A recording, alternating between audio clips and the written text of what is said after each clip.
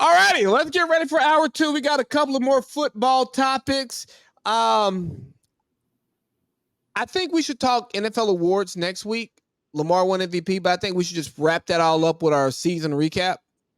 Yeah. Thoughts on Brittany Mahomes and Sports Illustrated saying she's a rookie, saying she'll be back as if Sports Illustrated is going to be back next year? I don't have much of an opinion on Brittany Mahomes. Good for her. How about that? That's probably the best that I can do for a Brittany Mahomes. Good for her. You know, Pat is obviously the face of the NFL, and anything that comes her way isn't because of him. It's because of her. So, you know, just like Aisha Curry's cooking show and all that other shit that would go on when the top player's wife wants to do something, they get to do it.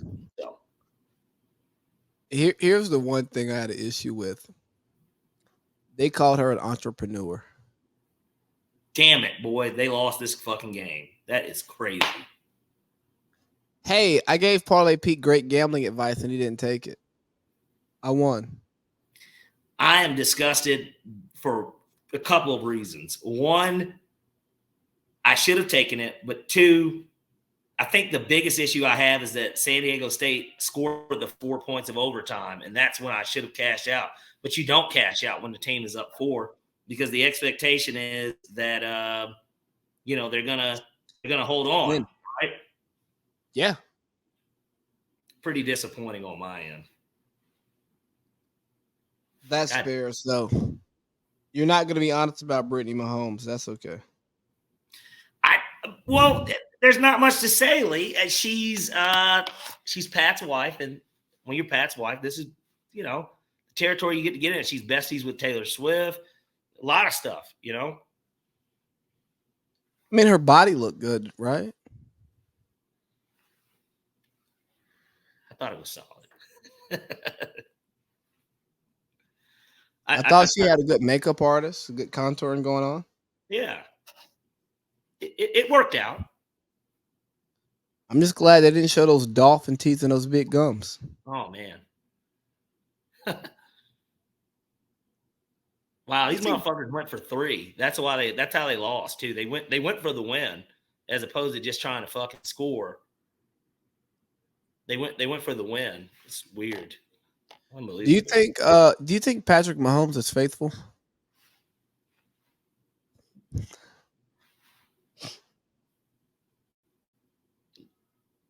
Yeah. He's been dating her since high school, right? So, yeah. Yeah, I think he is too, because black men don't cheat. They don't. Justin Jefferson, he kind of made headlines on Radio Row. Talk about his money. Sounds a lot like Devontae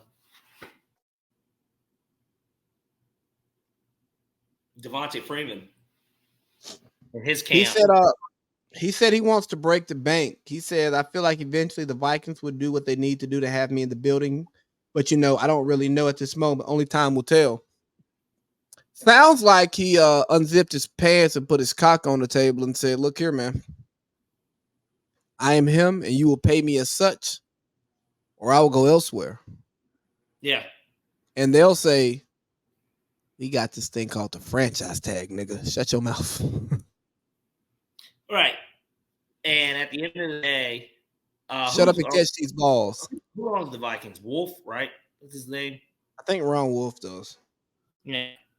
No. He's gonna get to dictate that. And at the end of the day, if Kirk Cousins is gone, I'm gonna be honest with you. I probably Ziggy Wolf. I probably tag him and trade him if Kirk Cousins is gonna be gone. I mean, Jordan Addison showed a lot of promise. He did. And at the end of the day, it's a business. I wouldn't pay a wide receiver. Let's see, Tyreek gets 30, right? So yeah, you're talking about he would want 32 and a half, probably 30, something along those lines. I'm not paying a wide receiver that.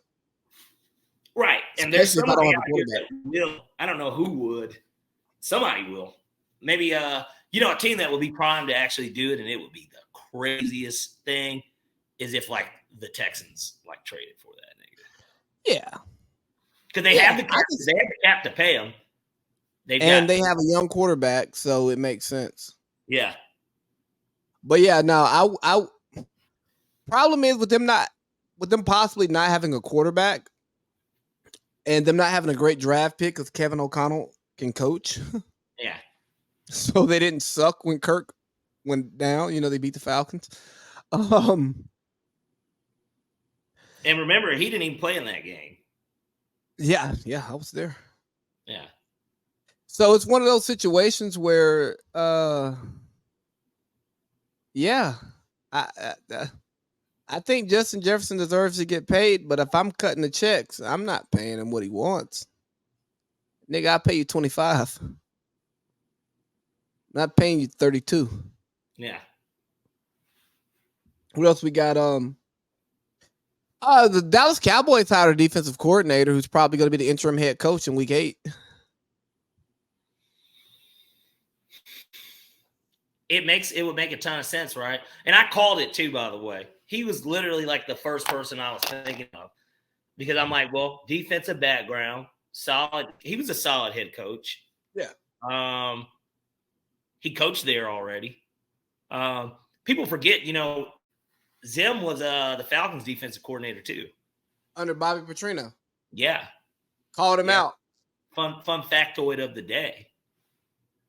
And Mike Zimmer was on Deion's staff at Jackson State because he coached Deion back when he was with the Cowboys. Was he really on the staff? He was an analyst. Oh.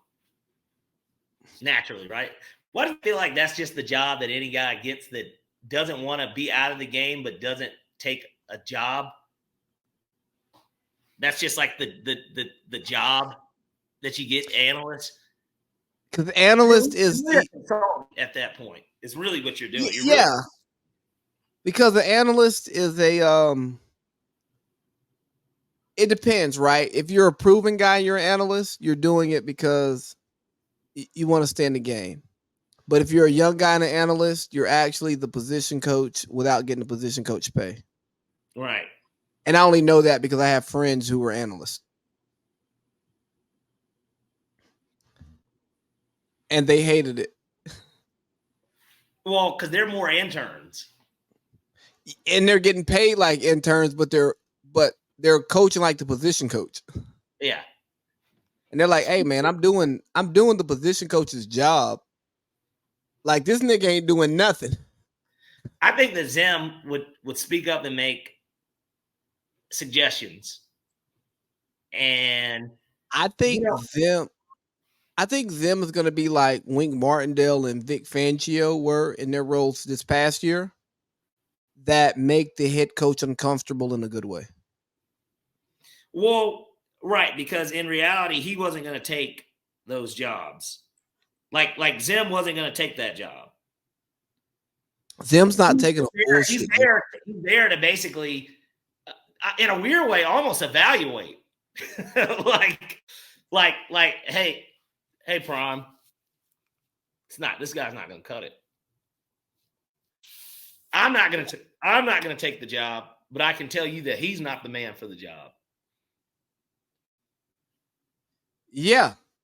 And I think that's good, I think that Zim works for Jerry, not McCarthy. Oh, Jerry? And he's going to provide Jerry with some honest feedback of what's going on. Yeah. To help direct that franchise in the right way. What else we got? We were talking about Cliff to the Raiders last week, and then shit changed, and now Cliff is joining DQ up in Washington to coach the Commanders.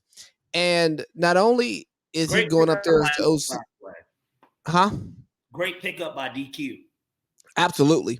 But with them acquiring him, the Caleb Williams buzz starts to grow because Cliff was at USC last year and he has a relationship with Caleb Williams. Right. So there are thoughts maybe they'll move up from 2 to 1 to get Caleb Williams. Right. Because, all the draft experts today are saying there's a gap between Caleb Williams and Drake May and Jaden Daniels. I mean, there was a gap between Lamar Jackson and the other quarterbacks in his draft class, but he has 2 MVPs. And Sam Darnold's a backup. Baker Mayfield is a 1-year guy. Josh Rosen is playing tennis at the Rec and somewhere in LA, and Josh Allen is continue to disappoint his franchise while playing well in the regular season. So right. Well, look, Josh Allen. And I know you said we were going to get on this next week, but that there was a voter that voted for Josh Allen for MVP. I'm not mad at that vote. Considering it was going to be a consensus if he didn't, I'd be. I think his vote. I think his vote was wrong. But I think that the only reason that the Bills had won the division, made the playoffs, were worth the fuck was because of Josh Allen. No doubt. So I think that makes him MVP worthy. I'd rather that vote have gone to Brock Purdy if it didn't go to Lamar Jackson. Well, and that was kind of my thinking. Everybody shit on Brock because of the one bad game head-to-head against Lamar. And the reality of it is that the Brock Purdy MVP thing was real. Yeah. It was. I mean, it's not like Lamar. I think Lamar had a great year. Lamar's MVP year this year, his team was better. And I know that they went, I think, 14-2 the year he did win it the first time. But to me, that was a better Lamar. That season was better. From Lamar's standpoint, he was great. He was, and you know how I know? Because I had him in fantasy, and I drafted him in the 9th or 10th round. And I'll tell you, I had him this year in fantasy, and I almost traded him for Jared Goff, and I wouldn't have been wrong. You wouldn't have. Jared Goff had a pretty good year. I mean, he wasn't going to get MVP votes, but he had a good enough year, to have him in that top 10, he would have been in the top 10. Yeah. But, I almost traded him with somebody who also didn't make the playoffs. So, it doesn't matter. Hey, we both finished, 8-6?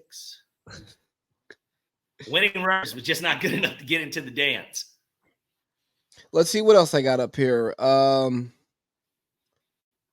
met the requirement, but I wasn't selected. Apparently around the league, people are upset with the 49ers because they keep getting these comp picks because of what they're doing with the minority coaches. Screams racism to me. Racism. It's just it's just mad. They're mad that they hire the best niggas and they get them in positions to be great. Well, almost like they're purposely doing it. Yeah, and which isn't that kind of what the Rooney Rule is for? To purposely do this? Yeah, it is to incentivize. It is to incentivize teams to employ niggas and put them in positions to be that nigga somewhere else. It's the affirmative action of the NFL, and they're just mad that there's a rewarding system for this affirmative action. Because they're like, you know what? I can't put this black man in this position, so I'm not going to. And the 49ers are like, if I put this nigga in this position, I'm going to eat. And fortunately for them, I mean, DeMeco Ryans, I thought he should have been coach of the year over Kevin Stefanski. I understand Kevin Stefanski pulled that shit out of his ass with those quarterbacks. That's his second coach of the year. But I think DeMeco Ryans deserved it because he took a 2-win team and turned them into a division winner, and they won a playoff game. Yeah. You look at Rand Carthon over in Tennessee. I think Rand Carthon is about to run that franchise into the fucking dirt, but you know what? He got the job. He did get the job. Tennessee's a unique job in a sense of they're in this division where there's nothing but young quarterbacks. And they have the worst one? and they had the best coach. I mean, maybe somebody would say D'Amico is a better coach now, but like going into the season, they certainly had the best coach in that division. Even though Doug's won a Super Bowl, he won it in Philly. I know, but like I think that Vrabel was still best coach in the division. Well, yeah, like it, bro. A coach in Philly, you can't really evaluate him properly because that's Howie Roseman doing like everything. And hey, coach, call the play. Well, we got to give him credit. Philly special. Nobody would have. No. Doug did what the fuck he needed to do.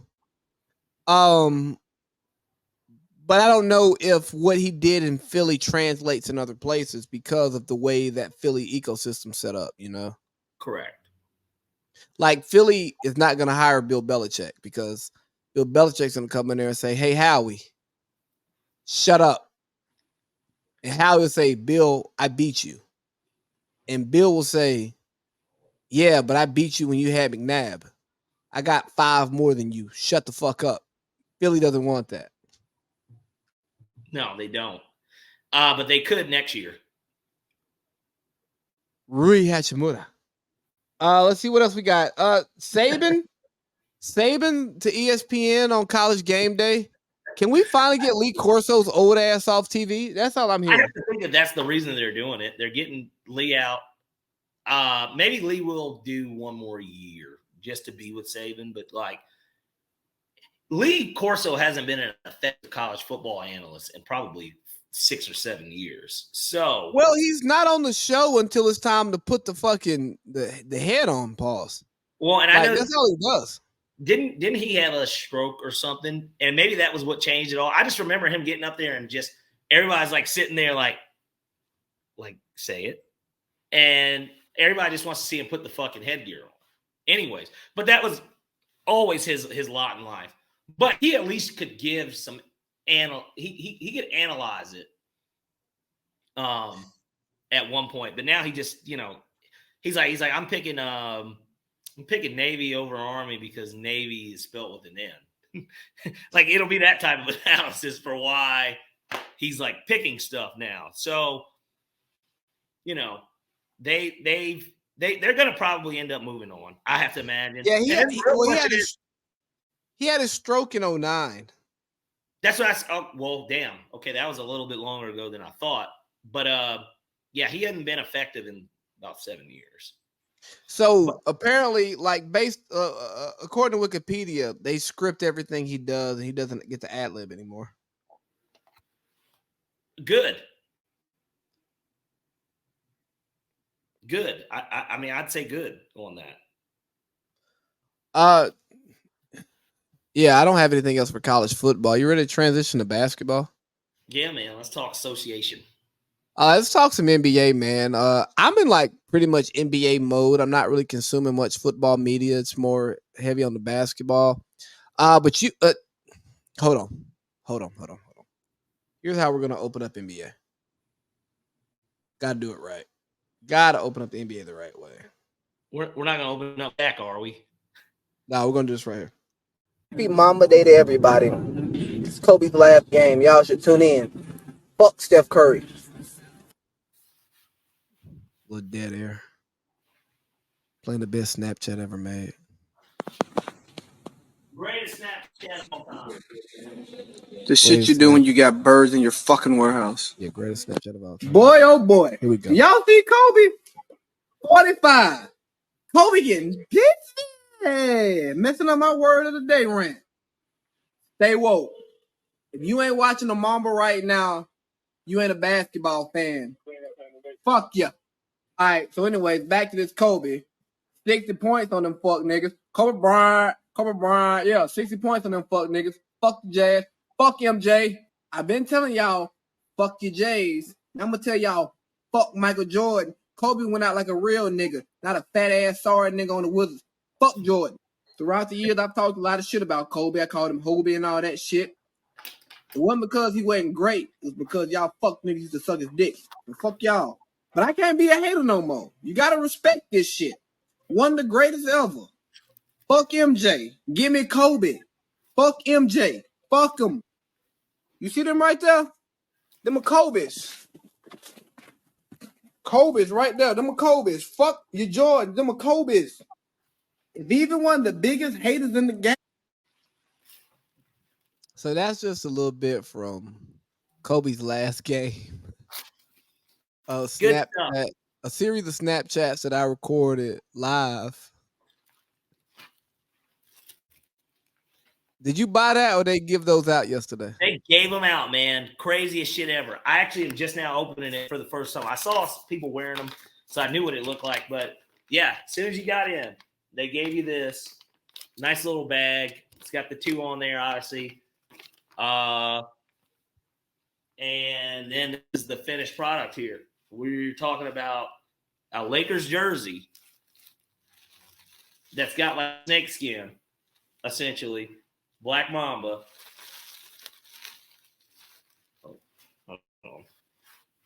And it's amazing that I just so happened to be going to California that day. Had no idea, until the day of that they were playing the Nuggets. And then, of course, that it was 2/8/24. Amazing. But, yeah, this is what we got. It's an actual jersey, kind of reminiscent of a champion jersey back in the day. And it's got this unique snakeskin kind of pattern on it. Very dope. Super duper cool. It's got the 2 on there for Gigi. Very nice. Very nice. Yeah, so you were in the building yesterday, man. What was the environment like? I mean, I know the Lakers lost because Denver went on a 10-0 run to close out the game, but what was it like in there? This was my first Lakers game at Staples where LeBron played. I went to the Lakers game when LeBron was on the Lakers his first year. That was one of the last times I was at Staples Center for a game, but he didn't play. So this was, we're talking, this was with Lonzo Ball and all that. So it wasn't, Lakers games are great. Like Staples Center, I mean, now I know it's the Crypt, but like Staples Center, to me, it's just not the same from the Kobe era, in my opinion. It just isn't that. It was packed. It was sold out. I love. How did you get tickets, buddy? I bought one. I literally bought one. I wish somebody gave me a ticket, but no, I bought it. Great environment. A lot of love for Kobe, obviously, going on. And it's crazy. I was so hammered, I didn't even go outside and look at the statue because I was kind of late getting to the game, and I had no idea. I had no idea that they were going to be giving these out. I'm glad I got there when I got there. I got there probably 5 minutes into the first quarter, and they were still handing them out. I wish I had grabbed another one. I should have got 2 because these are probably going to resell pretty well too. Just dope. And of course, it's no secret. Kobe was my favorite basketball player. On this platform. Favorite. I would even, I Buck doesn't stop there. I wouldn't argue. He's my favorite athlete of all time. And over Matt Ryan. Yeah. Here's the thing. Everybody thinks that I am a big Matt Ryan fan. I'll go to bat for him, anytime. And of course, the Falcons are my favorite team. The Falcons trump the Lakers. My fandom for the Falcons is way greater than my fandom for the Lakers. But Kobe is like and maybe it's because I played basketball too. And it's like, how they had you're speaking of Jordan, how they had to be like Mike. I feel like everybody wanted to be like Kobe. And it's crazy, how life works and how, arguably the most, nobody gets choked up over it. I don't get choked up over celebrity deaths, but this one, it hurt. It hurt even as a fan, just like, especially knowing the way he went out and then with his daughter. And being a father and having a daughter myself, it's one of those crazy things, but awesome. It was awesome to just see all the fans in LA. Everybody had on different Kobe merch. Like, it was crazy, and then LeBron goes out there and lays an egg. Hey, man, I'll tell you this. So I went and watched the Hawks play at Staples. I've not been to the Crypt. I've been to Staples, Yeah. Fortunately for me, Gigi was a Trae Young fan. Okay, yeah. You were at that last game. That game, Kobe's last Lakers game. I was there with Boink and Eric Boyd. It was actually for my birthday. We went, and it was on the back end of one of our LA trips. I feel like you came out to LA that week. I want to say you came out to LA that weekend. Maybe you didn't. No, you didn't. You didn't, because you would have stayed if we went to the game. I would have went to it was on a Sunday. Yeah, it was a Sunday game. I probably would have stayed to go to that. Yeah, you would have. I could have still made. I wouldn't have made a red eye. Well, I might. Maybe if it was like a 1:30, I could have made it. But it was a Sunday night game, because I ended up like almost falling asleep on my way back to Monterey. But nonetheless, we went to the game. You know, they show Kobe and Gigi on the big screen, dapping up LeBron, dapping up Trae Young, and all of that stuff. It was right after LeBron had passed Kobe and Kobe's all-time points in Philly. So it was just nice to be there. It was nice to be in the environment, and like this was like after that. Huh? No, he died the next day after that. You're right. Yeah, I got my shit mixed up. But nonetheless, like when I tell you, it was imminent that he was gonna pass him. Anyways, like. But when I tell you, like, you could feel Kobe's presence in the building. It sounded like some real groupie ass shit, but like you could like feel his presence in there. So it was cool to be there for that. No, like Kobe has an aura. Yeah. Or had an aura. But it would, yeah, man. Nice to hear. Like, it's shit like this that makes this pod so fun, right? Because you were there yesterday, and hey guys, that's why we're recording on a Friday, because Parlay Pete was at the game, and we were talking about recording. It's like, hey man, let's just record tomorrow. Like fuck it. Like I want you to enjoy that game for what it is, and not have to think about a pod, and we start podding and then like we cut it super short because you got to get to the game, or we pod after and I'm fucking sleep on this. Yeah. Bitch. Not fully to it. Hey man, the trade deadline happened yesterday as well. The Lakers didn't make a move. Trade deadline was pretty stale. I mean, Gordon Hayward went to OKC. Do we care about that? When he's healthy, he'll be a contributor on that team, but that doesn't move the needle for them as contenders. No, they need a big man. They should have got Voos. That's who I would have liked to see. Yes. He would have been a really nice pickup for like, and maybe that doesn't move the needle. They probably could have got both of them, to be honest with you. But yeah, it doesn't really move the needle. The most impactful move, I think, was the Knicks honestly getting Bogdanovich, to be completely honest with you. He's a 20-point-a-night guy, can shoot, another shooter. You got rid of Evan Fournier. Like, the Knicks won. That was 20 mil on your bench rotting. Yeah, just sitting. Now you've got Bogdanovich, a spot up shoot. He can spot up shoot. He can dribble off the shot. One of the more underrated players, to be honest with you, in the NBA. And he was rotting away in Detroit anyways. And what? He only went to Detroit because of the deal the Jazz made, maybe for some picks or something. And, yeah, I love that move for the Knicks. That moves them, because we got to start talking about the Knicks being maybe the second best team in the East. Yeah, I mean, we're going to get to it a little bit later, but Doc's Bucks, they need some healing.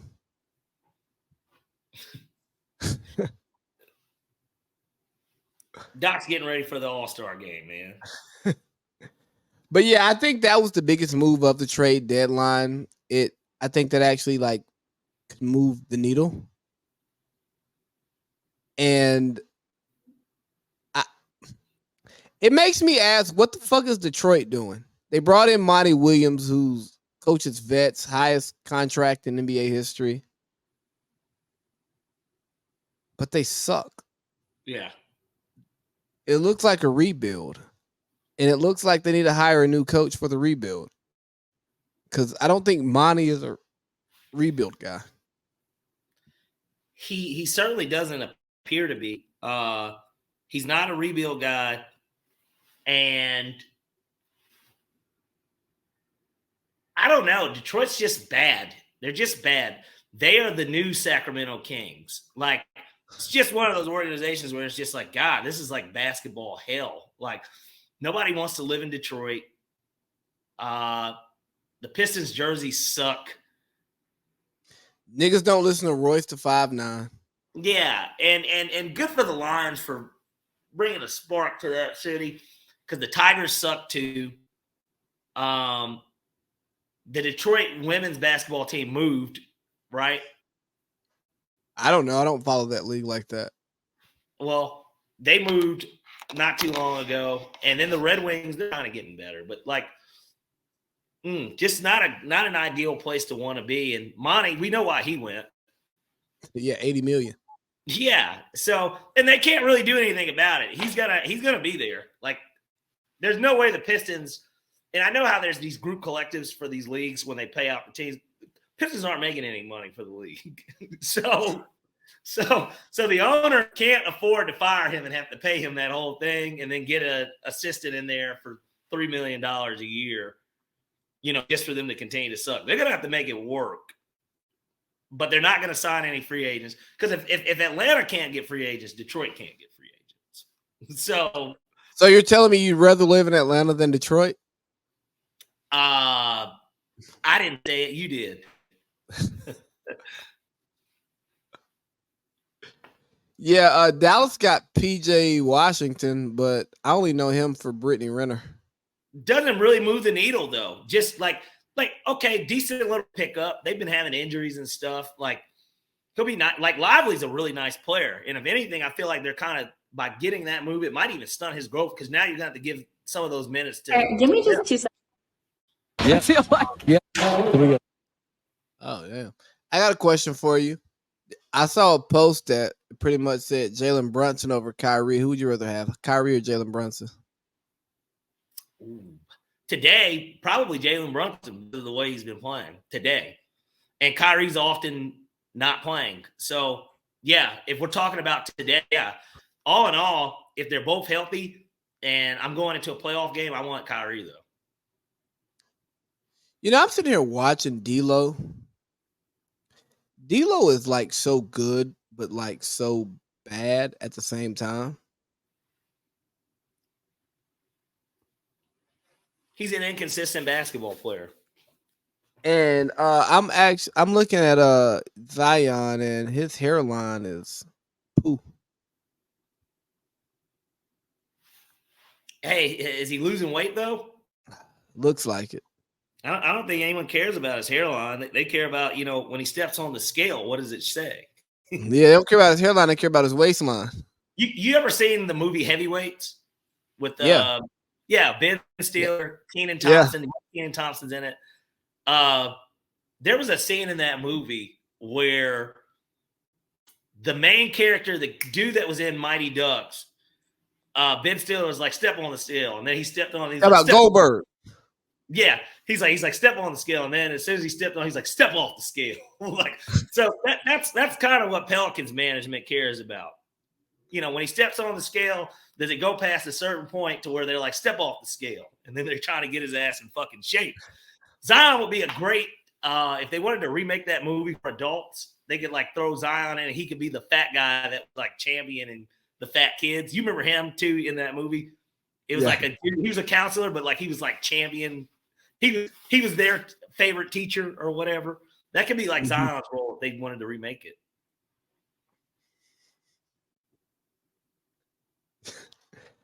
Doc is 2-5 as the Bucks head coach. Did the Bucks make the right decision by hiring Doc and firing Adrian Griffin? I'm not mad at them for hiring Doc. I guess the real question is, could they have just not went on with Adrian Griffin? Was it really that bad in the locker room? Like, it just seems like a weird thing. And what it is too, it qualms expectations is that type of move, in my opinion. Because when you fire a coach in the middle of the year in his first, like, I guess it happened to David Blatt, and the Cavs did win the NBA Finals that year, but like, that's a drastic move. And the thing is that Doc obviously has won a title. And look, Yeah, when we were in high school. Nobody lives off a championship like the 08 Celtics. I mean, you would think that these guys were a dynasty, the way that they show their ring. Yeah. When in reality, they're just the Denver Nuggets. I mean, they're not even the 04 Pistons. Right. And that's a team that went to what, 7 straight Eastern Conference Finals or something like 5. I know it was like at least 5. They went to a bunch. And they lost a game 7 to the Spurs. Like, that's kind of excusable. And I guess the Celtics did go back and they lost the Lakers avenged it. Kobe got his 5th. But like, I don't know. Those niggas live off that. They live off that ring crazy. And the thing is that it is because Boston could have won. Do you think that they could have won more? No. They could have won it. They could have got another one. No, I don't think that. I mean, maybe 2010. They should have put Miami out the year that LeBron. No, they shouldn't have. Yeah, the fuck they should have. They should have closed out in Game 6. In reality. No, they maybe could have won in 2010. Perk got hurt. But like Perk wasn't stopping that combination of Bynum, Gasol, Odom. Wouldn't stop. I mean, I just don't see another ring there for them. It felt like they should have got one more. And I mean, 2000. They should have went back to back. What it was, they should have. The year that Orlando went, they probably should have went. They didn't have an answer for D12. I know, but that was the year that they should have probably went. And the thing is, would they have beaten the Lakers in 09? I don't know. Maybe Meta World Peace. I remember Bynum got hurt in 08. I know. There was no Bynum, right. And you had, at the time, soft-ass Pau Gasol. Pau was a soft player. Pau was a soft player. Skip Bayless called him Gasoft. He was a soft player at the time. I mean, he never really was not a soft player. He was always straight finesse. Good player, great player. Like Powell's in the Hall of Fame, right? Yeah. He should be in. Powell should be in the Hall of Fame. But I mean, yeah, basketball, sure. Everybody gets in. But let's just keep it real. Everybody does get into the Basketball Hall of Fame. But let's keep it real. Powell might be the weakest number 2 on a championship team of all time. I'm not gonna agree to that because that's you bigging up Kobe. So no, it's not. It's me telling the truth. The reality is this. Just like you said when I said Powell's in, you were like you don't even gotta believe that he should be in. So it's like I mean, but you look at those Pistons. Dumars might be the only other player I can think of, and we didn't watch them, but like when I look at just I was going to those Pistons teams. I was going to go to the 04 Pistons.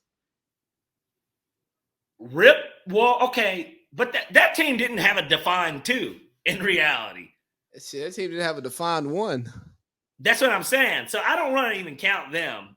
But when you look at, especially because the Lakers did win 2, they won 2 and they went to 3. That core, yeah, weakest number 2 to win one for sure. Like for sure, he's got to be the weakest 2 to ever have won. They won multiple at that. Like I said, Joe Dumars is about the only other player, and I didn't really see Joe Dumars play. He's in the Hall of Fame too, but it would seem like maybe a guy like Joe Dumars would be like a weak 2. Like you look at any NBA team, you can't name a weaker 2 than Pau Gasol. That's 1.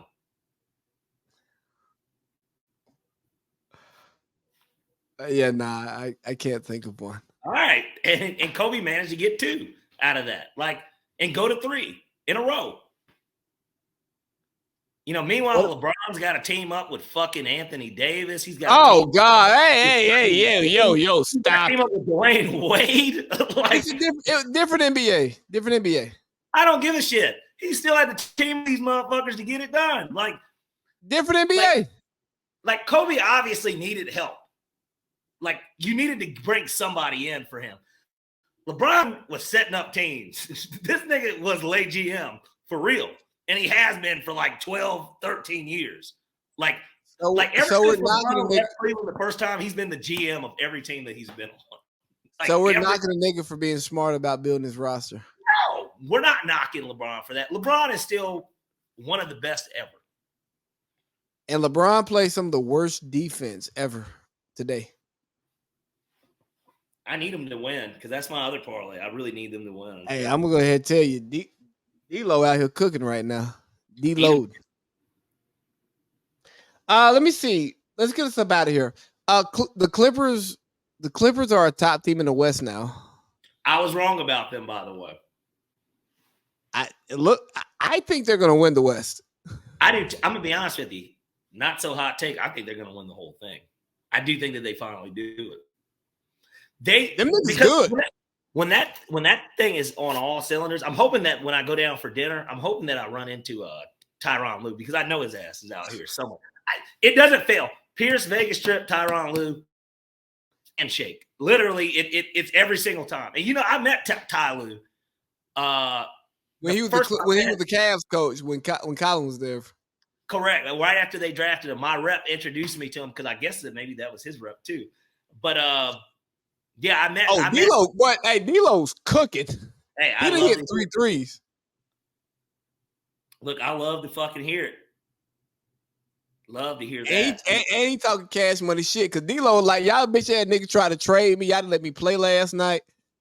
Boy, come here, Zion. Take that. But yeah, it's no shot at LeBron, but at the end of the day, that's how I'm gonna look at LeBron. I mean, you're a Lakers fan. You're a LeBron hater. No, I am not. Let me tell you, my LeBron hating days stopped after Kobe got ring 4. There was nothing to hate on anymore. Kobe was the better player at the end of the day. LeBron never held up his end of the bargain. He was supposed to meet Kobe in the NBA Finals, and he didn't. He's the one that didn't meet. He didn't hold up his end of the bargain, man. At the end of the day, those were not good Cavs teams in reality, but like they were good Cavs teams because they fucking had the best record in the NBA like every year. So he had no excuse. All he had to do was win at home, really, was all you were asking him to do. And he kept getting hoed. He got hoed by the Magic. No reason they should have lost to the Magic. And they weren't going to beat the Celtics. I mean, that was just kind of. Hey, that Magic team actually should have beat the Lakers. They lost in 5 though. And Courtney Lee, I get it, missed that. He smoked a layup that could have won in that game and went to overtime. That was all the momentum shit. Because that was like game 2. I think the Lakers were up 1-0, but they could have easily tied it, and they didn't. Yeah, let's not. Then they won game 3, and then the Lakers won game 4, and you just knew the series was over after they won game 4. I miss that NBA. Like, I missed the NBA when it wasn't about the offseason, and it was always about the end season. I feel like now the NBA is all about the offseason these days. Like, it's just only about the offseason. Like, who's going to go there? Like, it's never about the current play. It feels like to me. I miss that NBA. I'm right here with you, Parlay Pete. Is there anything else you want to talk about? Because you got a dinner reservation coming up soon. I moved it to 9. So we do have a little bit more time. But let's throw this one out here. 8:20. I've got it's 11:20 on your end. We got 30 minutes. Okay, so Dame came out and said, people say when I hoop, I ain't thinking about nothing, but I'm not 21. I got 3 kids. I'm tight with my family, and I'm going through a divorce. And obviously, Dame moving from Portland to Milwaukee, he had everything that mattered to him in Portland. I heard he moved like 50 people up there. To Portland or to Milwaukee? To Portland. Really? Yeah, that's what I heard. Interesting. I've never been. I think what Dame said was important because people act like, oh, you go play basketball and that's your escape from your problems. For some people, it is the escape. For others, their life compounds. And I've not gone through a divorce, but I can imagine that that's stressful. Yeah, especially when you're so used to having your kids with you and your wife. Like, think about it, when he would leave games and when they had like a home stands, he get to go home and sleep in bed with his wife and wake up with his kids and maybe even take them to school. Like, so like I can understand in totality. I think a lot of people, and we're just in an era where sensitivity is at an all-time high. So some could look at him and say, man, that's sensitive as fuck. Nigga, you make $50 million a year on your NBA salary, let alone whatever else you make. Nigga, these aren't real problems. Like, I have to figure out how I'm going to keep this light on. Like, nigga, that's a problem. Like, so we don't want to hear that. You're rich as shit. And nobody knows why he's getting a divorce. But, like, I do. You think it was infidelity? I'm not going to put anything on anybody. Well, put it this way. Then if that is the case, if that's what people think, even more of a reason why people don't have any sympathy for it. You fucked that up. That would be on you. That's on you. They didn't have shit to do. Like, nigga, don't use that as an excuse for why the team ain't doing what it's supposed to do. You got big expectations to be playing with what some believe maybe is the best player in the NBA. And you finally, they're wrong. This is regardless, this is the greatest help you've ever had. And you guys aren't doing it. Yeah. He's better than CJ McCollum. He's better than Carmelo Anthony. I mean, look here. I'm with you. They should be a better duo than superstar Jamal Murray and Jokic in reality. Like, that duo, this should be the best duo in the NBA. Like, this should be an all-time duo. I think Giannis is a two-time MVP and a two-time Defensive Player of the Year and an NBA champion already. I think what Dame is talking about is absolutely legitimate. And I also think that don't nobody care. Win games. Win games. Get buckets, win games, nigga. Like, call me crazy. But I live in a world where don't nobody give a fuck about what you're going through but you. You know what I'm saying? Like, the people you do business with, they don't give a fuck about what you're going through. They care about you doing good business. I know at my job, don't nobody give a fuck about what I'm going through. They care about me producing. I got benchmarks I got to hit every year. Nigga, you better hit them fucking benchmarks. And for me, like, I'm resigning from my job. I'm getting a new job in August. And the expectation is my last day is August 16th. Whatever needs to be done by August 15th, that shit better be done. Give a fuck. I don't give a fuck about how you feel about none of this shit. No. You better be doing this right now. When you're getting paid. And I think that's the Dame stuff. Like, hey, man, they expect, nigga, we paying you to do this stuff. We paying you to get buckets and win games. Now, we'll help you deal with what you're dealing with. But, nigga, you better get buckets and win games. Right. We're not paying you to talk about this. We're paying you to get buckets and win games. We're here for you. We support you. That's why we wanted you here. We like you. But at the end of the day, that is not that's not what you're getting paid for. and that's what businesses are. They're about what pays you, what's getting you paid. And so if it's that serious, some people would look at it and say, well, how about this? Let's cut off the direct deposits, take some time away and deal with it. If it's bothering you like that. I mean, no. We're not cutting off direct deposits now. If there's somebody that's works for me that is dealing with something similar to what he is, and they're not producing in the warehouse, take some time away. We're not going to pay you while you're gone. Oh, you got whatever amount of PTO days, depending on how long you've been here. We'll pay that. But outside of that, go deal with it. It isn't that we don't care about you. It's just that I care about the business that I'm running because, I don't want to be in the same position as you where I look like I'm fucking up. And then I got to blame it on somebody else's problems because then they become my problems. And nobody wants problems that they can't solve themselves. Not in leadership. Yeah. Hey, Parlay Pete, I got something for you. What you got for me? And this will be the last one, and we're going to get up out of here. Well, we still got picks. What is it? And what's the big deal about losing it? Let me cut to the chase. Virginity is a completely made-up concept. It's a term that was created simply to control and shame people, mainly women. A virgin is someone who's never had sex, but it's not as simple as it seems.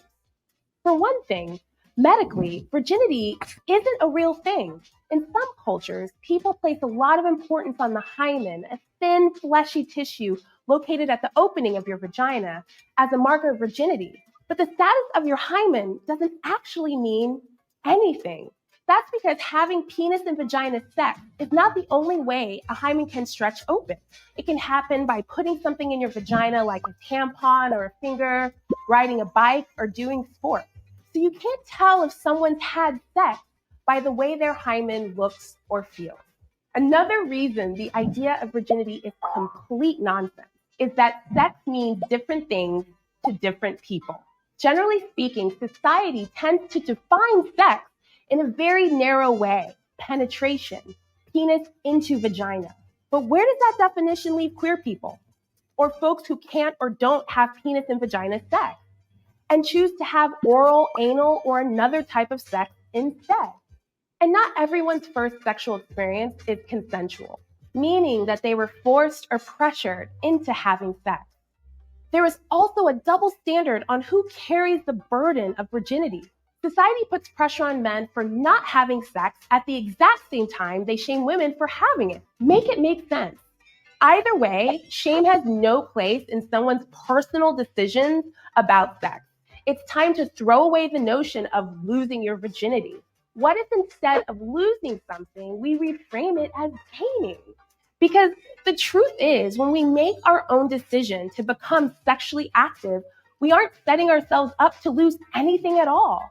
We hope we are gaining things like intimacy, self-insight, pleasure, and empowerment. All of these myths around sex and virginity can be so hurtful and overwhelming. But here's the one truth you should remember. Sex is defined by one thing and one thing only: you. Maybe that's being fingered for the first time. Maybe it's having anal sex. Maybe it's having your first orgasm. Maybe it's masturbating for the first time, or when you enthusiastically consent to sex. That's the beauty of your sexual journey. You're in charge, and you can figure it out on your own terms. Choosing to have sex, when, what kind, where, who with, is something that only you get to define. Thank God that's over. It's just ridiculousness, man. Everybody's got to have something, and that's okay. We just want to erase history at this point. Yeah, fucking doesn't matter no more. We want to get rid of the word virginity because people are getting teased about fucking losing their virginity when everybody, for the most part, it's a personal decision. You decide to determine whether or not you want to have sex. Why do we have to fucking cover this stuff up? I don't.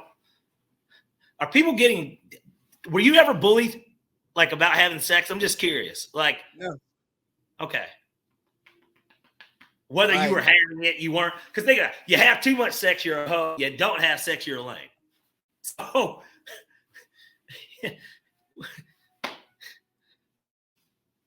I just don't get it, Lee. Me neither. Like, I don't even have a lot of words for this because I think what she said was stupid. But I mean, She's probably she's fat. She's probably a fat whore. I saw the video when you I just, yeah, I just assume she's like a fat whore and she got picked on for sucking too much dick, for being honest.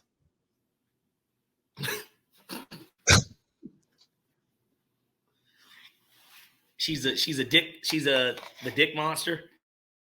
Yeah, Like I my mean, Cookie Monster's like, oh, that's her with penis. yeah, she's probably a cum bucket, man. You know, I saved it thinking we would have some insightful stuff to say, and then like I listen to it and I go, we're about to bully this poor girl. yeah, because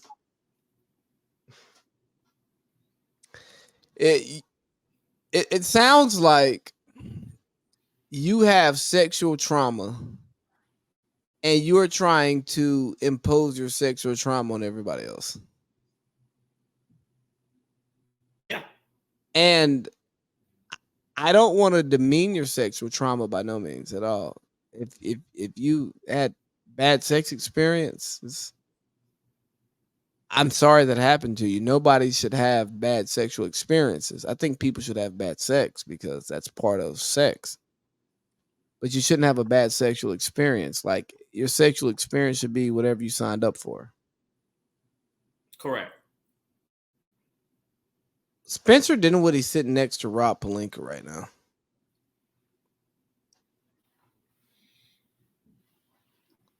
Oh, I guess New Orleans. So New Orleans got Spence. On paper, sure. Spencer Dinwiddie's not a good player. But he's not. He's a guy. He's like a dude. He's like a dude who can average 20, but it doesn't help out anything. Can he average 20? He seems like more of a 14-13 guy to me. He's a 13-4-3 guy in the NBA. That's his lot in life. I don't think he's even a 20 guy. Not even a 15 guy. I'm gonna look this shit up right now. So, oh God, this year he's averaging 12 and a half. Yeah, I mean, his career average 13 and a half. 13, 3 rebounds, 5 assists. Yeah. You ready for these picks, man? I am ready for these picks. This is the moment we really have all been waiting for, too. Ladies and gentlemen, it's time for Parlay Peach Super Bowl 6. 6. Wow. We're finally here. It's the end of the year. This is the last football game that we're going to get that has some meaning to it until about September the 11th.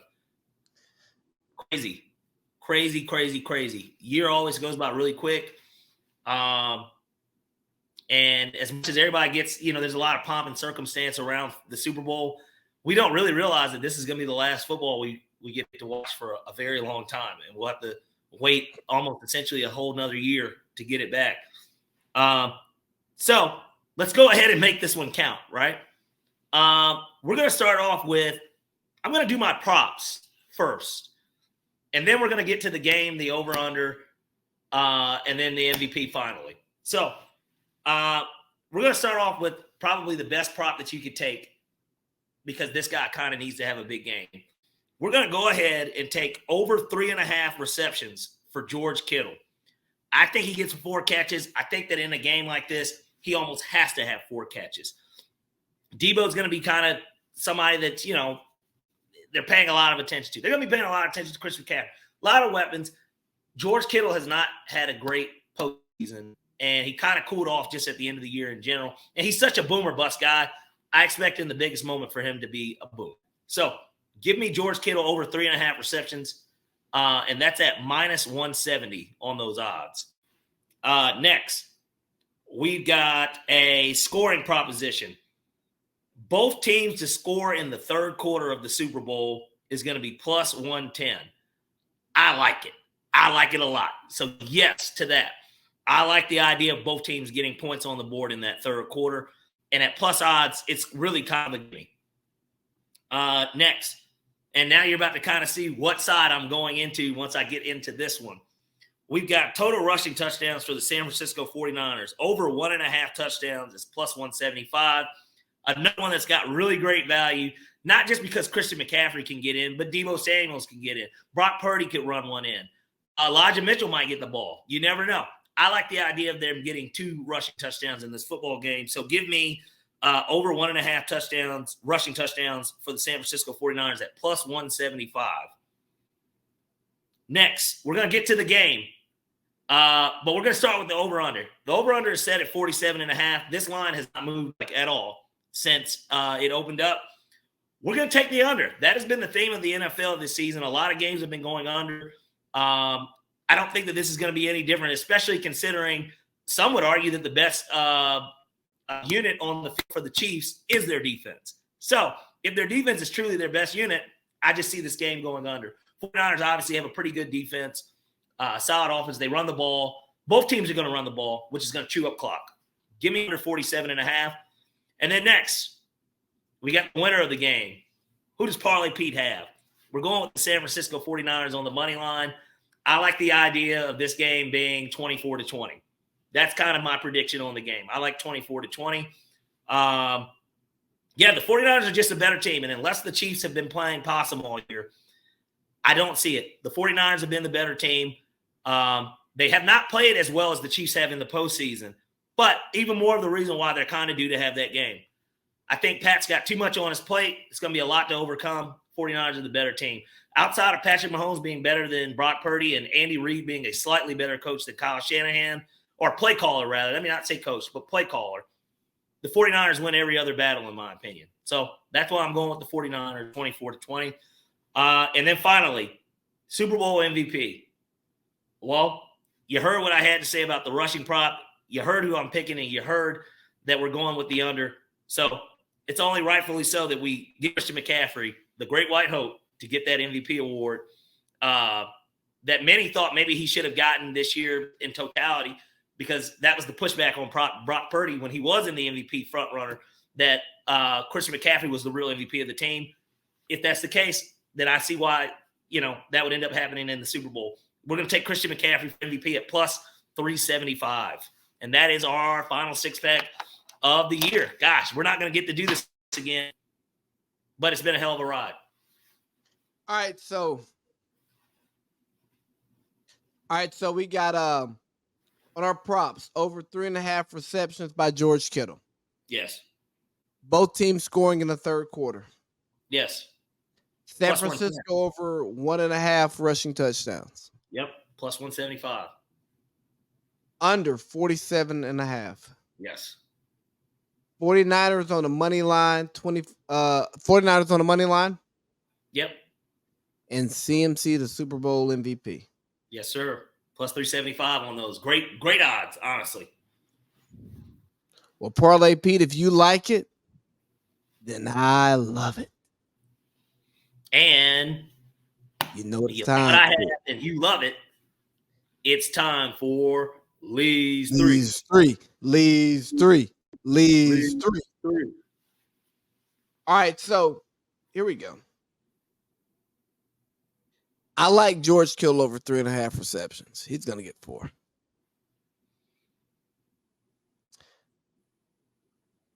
I like San Francisco over 1.5 rushing touchdowns. Yeah. And lastly, my favorite bet, pound that under 47.5. All right, yeah. The game's going. We're going to see a good Chiefs defense. We're going to see a San Francisco defense that is great in the pass rush. It's going to limit what Patrick Mahomes can do. And, I think that game goes under. So we're going to have a nice defensive game. That 24-20 sounds pretty good to me. I'm not sold on who's going to win the game yet. And luckily for me, it's our show, so I get to choose the picks that I choose, and I don't have to choose a winner. So, hey, Parlay Pete, Hey, AC Lee. you're in Vegas. I am. Go enjoy Vegas. I'm about to we're gonna wrap this up, and I have these picks ready to go out in the morning. And anything else for the show, man? I don't have anything else. Everybody be safe. I know I am. I'm going to gamble responsibly. I'm going to party responsibly. And I'm going to enjoy Vegas like I always do. Sounds like winner to me, man. Hey, I'll talk to you next week. We'll wrap up the entire NFL season. We'll talk NFL awards. We'll talk Super Bowl winners, all of that good stuff, man. Sounds good to me, brother. All right, dog. Have fun. Right. Good night on the East Coast. Oh, yeah, man. We going to bed. All right.